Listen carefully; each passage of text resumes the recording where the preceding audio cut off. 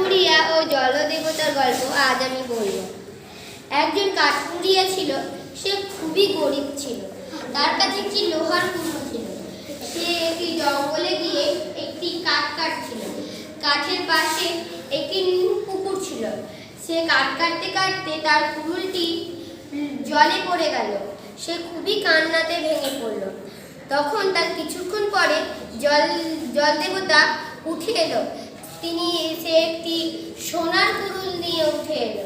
সে বলল, এটা কি তোমার কুড়ুল?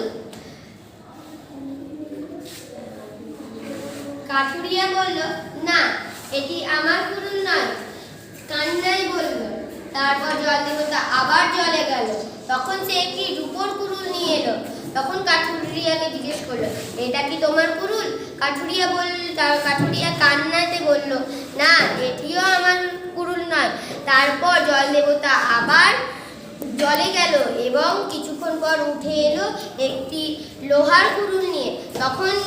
তখন জলদেবতা কাঠুরিয়াকে বলল, এটা কি তোমার কুড়ুল? তখন কাঠুরিয়া আনন্দে বলল, হ্যাঁ, এটি আমার কুড়ুল। জলদেবতা কাঠুরিয়ার এই সত্যটাই বলে তাকে 3টি কুড়ুলই দিয়ে দিল। তাহলে কাঠুরিয়া যে সততা দেখালো তাতে জলদেবতা খুব কি হলো? খুশি হলো এবং 3টি কুড়ুলি দিয়ে দিল।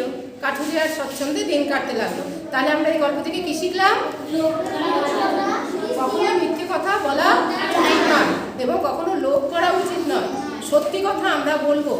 সত্যি কথা বললে মনে হবে যে আমরা সাময়িকভাবে মনে হয় আমাদের ক্ষতি হলো বা পরাজিত হলাম, কিন্তু তা নয়। সত্যি কথা বললে জয় আসে, সত্যির জয় হয় সব সময়। তাহলে গল্পটা কেমন বলেছে?